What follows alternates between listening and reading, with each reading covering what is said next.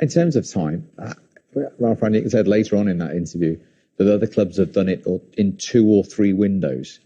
Do you believe that's possible from this current United group and indeed the players that they're going to lose at the end of this season? Well, if they don't miss in any of those windows, but if you look at Man United's last, 3, 4, 5 windows, they've missed a lot. But they were second bigger spenders in the last windows, weren't they? Yeah, but you look at Liverpool. Before they had a great front three. All of a sudden, they went and got Van Dijk and Alisson, turned a good team into a great team. You look at Man City, had a really good team, had a poor defense. All of a sudden, go get Ruben Diaz off the charts. They need Erling Haaland, they'll probably go get him. There's so many examples. Again, Liverpool, Jota, Diaz. You don't need a ton, but then you go get players that make a difference. I think for United now, they need difference makers. Don't go sign 5, 6 players that, which they probably need anyway. Go get 2 or 3 game changers. Go get a Harry Kane, a Declan Rice, a Jude Bellingham. That's what I want to see. I think when you go, they'll attract all of those without Champions League football. Yeah, Manchester United is Manchester United. The only club I was ever going to leave Bayern Munich for was for Manchester United, and I had an opportunity to go. Yeah, but that was a Manchester United that were winning the Premier League season in, season out. Owen. Yeah, but Steve, the point is, people want to play for Manchester United. It's an iconic brand. It has some of the greatest football fans in the whole world. Would you have left Bayern Munich to go and play in the Europa League with Manchester United and turn down other Champions League teams? But the point is, Steve, you can help turn Manchester United back into Manchester United. That's a beautiful thing. To go in at Man City. That's a very different magazine that you were sold. You were sold Premier League champions and Champions League winners. Yeah, but think about the players that we're talking about. Declan Rice, he hasn't played in the Champions League yet. He can help Manchester United win a Premier League after a long time or get back into the Champions League. He's never been there. Jude Bellingham, these young guys, maybe they want to come in and affect change. I want somebody that wants to come in and help this club get better.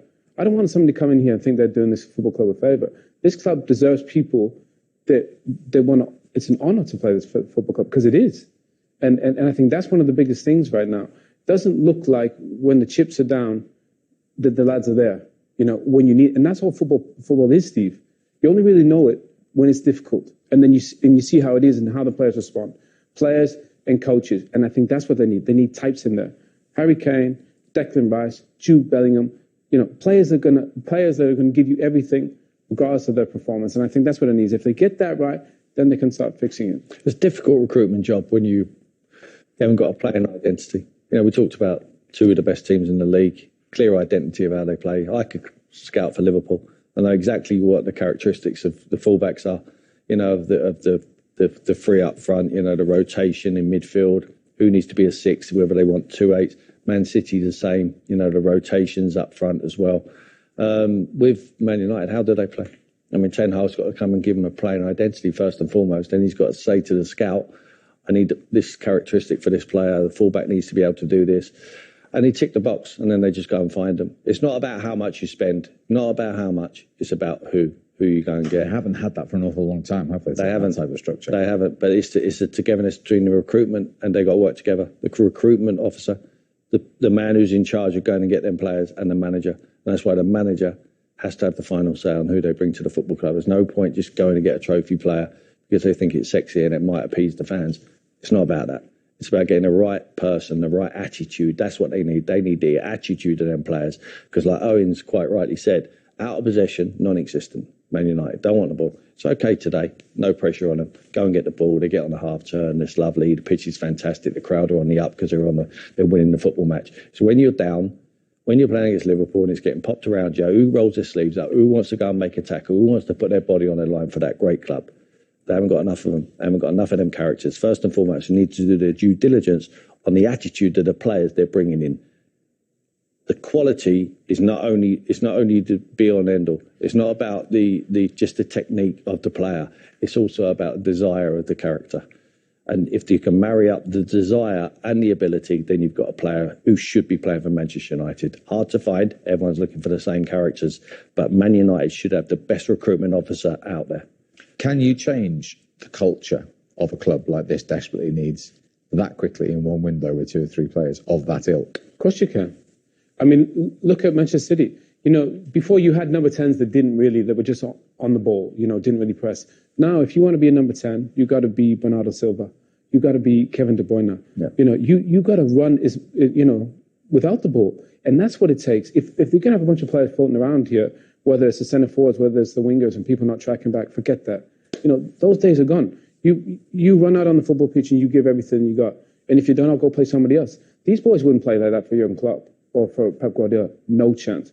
So that's what I want. I want to see, the Bernardo Silva types, the Kevin De Bruyne types that even if they play poorly, they're going to give you everything they got. And I think that's where they need to start. And I think that's why I'm saying Harry Kane, Declan Rice. Those boys give you 10 out of 10 effort. They might not always play the best, but they give you that. And that's your building block. But that comes from the top. Yeah. When you look at Jurgen Klopp, you look at Pep Guardiola, they live and breathe that football club every minute of every single day. They are married to the football club. That's all. And they expect their players to do likewise. Man United, I don't see that from the top. Do you think, as Ralph Rangnick has hinted, that 2 or 3 transfer windows will see them get that close? Well, he's going to say that. He's putting pressure on Ten Hag. I mean, he's messed it up royally, hasn't he, since he's been in there? Well, so. It hasn't brought any players in fairness to him, has it? Of course he's not, but he's not improved any what he's actually made some but of the players. But in terms of transfer windows, much worse. Do you believe that? Just 2 or 3 windows? Yeah, we'd like to believe it. I think it might take a little bit longer than that. I think possibly 6. I mean, you're possibly looking at 3 years. Depends what they spend, though, doesn't it? He signed a 3-year. It's not about, but it's not about how much. For instance, there's a player on that pitch there today who would make their midfield better straight away. Christian Eriksen. He's going to cost 0. Nothing. Free transfer. Go and bring him in. You're not only bringing the quality, you're bringing the character. I know it firsthand. The boy is the best professional I've ever worked with. His professionalism will just breed to the rest of the group. I mean, I'm amazed that some of them Man United players haven't looked at Cristiano Ronaldo and just used him as a sponge and take every bit of information, watch him. If I was in that dressing room with him, I wouldn't keep my eyes off him. I would just look, how's he preparing? What's he doing after games? What's he eating? Can I talk to him? Can I ask him a question about the professionalism, what I need to do? Them boys should be using him. They've got an opportunity to use him. They should thank their lucky stars they got an opportunity to play with this legend of the game. I mean, they can't win without him. They haven't won a game without Cristiano Ronaldo this season. And people will say they're a better team without him. Nonsense. I mean, he's the third highest goal scorer in the Premier League this season, behind Salah and Sonny. I mean, incredible what he's done at that football club. But how on earth are the other players not learned or picked anything off him? It doesn't look from the outside like they have. So we talk about bringing these good characters in. Perhaps you can't do it single-handedly. You need 3 or 4. And then hopefully it's then snowballs and they all pick up the good habits. Yeah, look, the point is, Steve, it needs a lot of work. And the point is, it needs a lot of time. And Ten Hag needs time. You see the managers that get time with their football clubs, they tend to do well. Whether it was with clubs or whether it was with international teams. Give Ten Hag time. The recruitment's got to back him up and make sure they don't stop missing.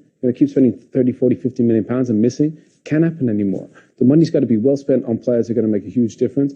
If they get that right, I think 3-4 windows is realistic. The only problem that you have is Manchester City and Liverpool are 2 of the best teams we've ever seen in this competition. And the problem is they keep signing new contracts, the managers over there. So it looks like they're going to stick around for a while. And that's what makes it quite difficult. But it's realistic to think it shouldn't get any worse than it has this season, because this season's been poor and they were still within touching distance of the top 4. So that tells you they can turn around relatively quickly, I think, if they get the right players and the right manager in place.